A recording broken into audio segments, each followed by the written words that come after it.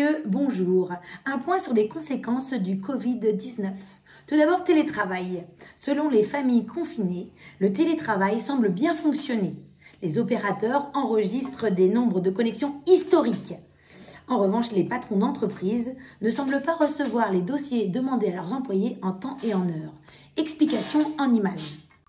Maman, tu travailles trop. Tu fais plus d'heures qu'au boulot. Oui, je sais, mon chéri, mais j'ai une grosse présentation à faire. Sur Facebook? Oui, c'est un peu compliqué, je t'expliquerai. D'accord.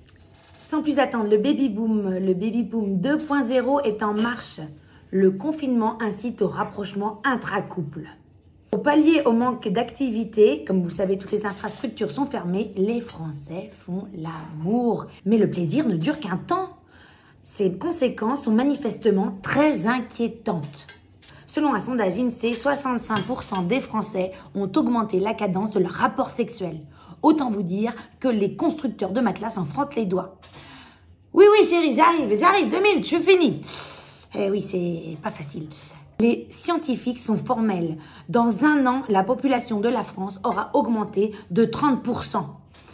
Monsieur le Président est en étroite relation avec les artisans français pour construire en moins de 7 mois une maternité de 40 000 lits. Tout de suite, on les retrouve en images sur le terrain.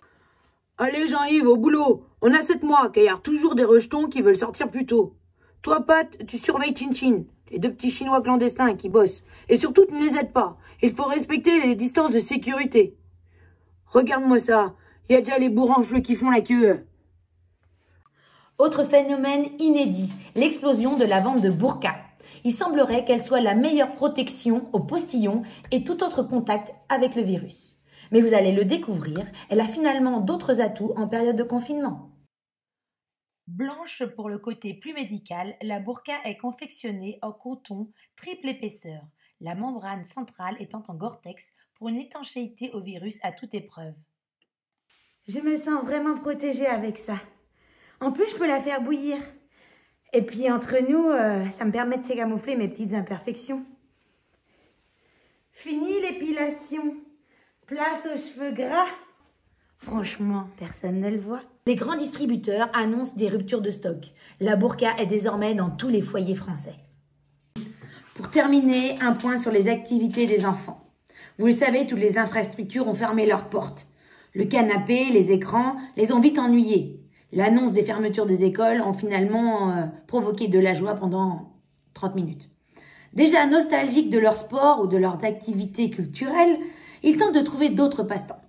C'est le cas de Nolan, 13 ans et demi, hockeyeur depuis 10 ans, qui est passé à d'autres activités avec son équipement. Passer de 5 entraînements par semaine à rien du tout et renoncer aux matchs et tournois, voilà qu'il en est trop pour Nolan. Attaché à ses crosses plus que tout au monde, il a eu l'idée de les utiliser pour confectionner bonnets et écharpes en laine. Le tricot semble l'épanouir, tout comme le rameur, activité un peu plus endurante. C'est la fin de ce Flash Info. Merci d'avoir été avec nous et bonne journée.